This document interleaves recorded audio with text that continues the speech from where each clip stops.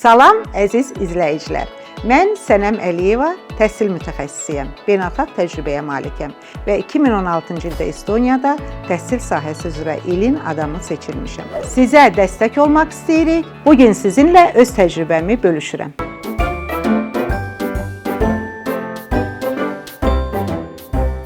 Bugün toxunmaq istədiyim mövzu uşaq subyekt və müəllim subyekt münasibətləridir.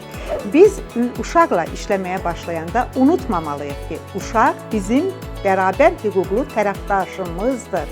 Artıq uşaq obyekt halından çoxdan çıxıb, artıq dünya bəlkə 30 ildir ki, uşağa subyekt kimi baxır. Yəni, müəllim subyekt bir tərəfdədir, müəllim subyekt yol göstərəndir, uşağa istiqamət verəndir, onu öyrənəndir, ötən buraxılışımızda bu barədə demişdim və uşaq subyekt inkişaf edəndir, öyrənəndir və müəllimin rəhbərliyi altında öyrənəndir. Yəni, artıq dünya bu fikirdən də uzaqlaşıb ki, müəllim hər şeyi biləndir fikrindən də uzaqlaşıb. Müəllim uşaqla bir yerdə öyrənəndir. Yəni, bəzən hətta biz uşağı öyrədə-öyrədə bu prosesin gedişatında özümüz də öyrənirik.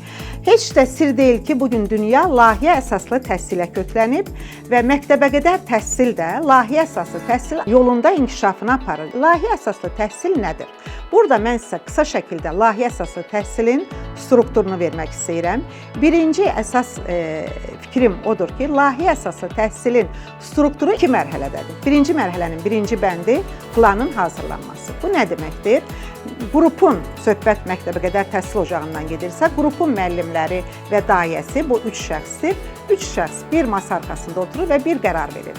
Bu qrupda sabah layihə əsaslı təhsilə başlayırıq. Bunun üçün qrupun xarakteristikası nəzərə alınır planlaşmada və zaman müəyyən olunur. Mənim tövsiyə etdiyim zaman məktəbəqədər təhsil üçün 1 aydır. Layihə əsaslı təhsili 1 ay müddətinə aparın və bu çox böyük nəticəsini göstərəcək. İkinci, uşaqların maraqları aşkar edilir.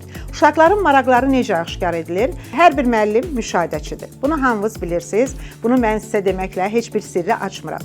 Müşahidələriniz nəticəsində siz artıq qrupunuza gələn uşaqların maraq dairələrini bilirsiniz. Lakin layihə əsaslı təhsilin əsas məqsədi odur ki, siz uşaqlara söz və seçim imkanı verirsiniz. Uşaqların sözünü dinləyirsiniz. Yəni, mən müəllim subyekt olaraq uşağı obyektə çevirmirəm, həmin uşağa da subyekt kimi yanaşaraq onun fikrini soruşuram. Sənin nəyi öyrənmək istəyirsən sualı ilə mən qrupa müraciət edirəm. İnandırıram sizi, əmin olun, cavab mütləq çıxacaq. Səbirlə uşaqları dinləyin, onların içindən cavabın birini seçin. Əgər o cavab çoxluq tərəfindən verilirsə, onu layihənin mövzusu götürün və deyin ki, biz sizin istəyinizə uyğun olaraq bu layihəni sabahdan başlayırıq. Bu mövzulu bu layihəni. Bu uşaqlara özgüvəni artırır, onların təşəkküskarlıq və ideya vermə bacarıqlarını artırır və bu zaman gələcəyə siz özgüvənli, qərar qəbul edə bilən uşaqlar yetişdirirsiniz. Və sonra layihənin ikinci mərhələsi başlayır. Bu mərhələ artıq müəllimdən asılıdır. Müəllim öz resurslarını seçir. Yəni, bu layihəni 4 həftə üzərində necə aparacaq? Bildiyimiz kimi, Azərbaycanda məktəbəqədər təhsil 4 istiqamət üzrə gedirsə, idrak, fiziki, sosial-emosional bacarıqlar və estetik. Siz bu proqramı çox gözəldir ki, Azərbaycanda 4 istiqamət yolunda gedir və siz hər həftəni bir istiqamətə həsr edirsiniz və bu işə mütləq şəkildə valideynləri daxil edirsiniz. Çünki valideynlərsiz heç bir layihəyə gedə bilməz. Birincisi və əsası, valideynlər iş birinə cəlb olunur. Onlar sizin gördüyü işin böyüklüyünü görürlər, gördüyü işin vacibliyini hiss edirlər. İkinci, valideynlər bu işlə sizlə tanış olur, daha yaxından sizin əməyinizə qiymət verir. Həm də valideynlər öz uşaqlarını digər tərəfdən açır ki, bu da çox vacib şərtdir.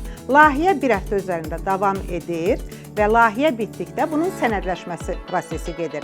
Və sənədləşmə prosesində layihə boyunca sizə tövsiyə edərəm ki, bir çox şəkil və video süjetlər hazırlayın və sənədləşmə prosesində bunlardan istifadə edin. Sizə uğurlar.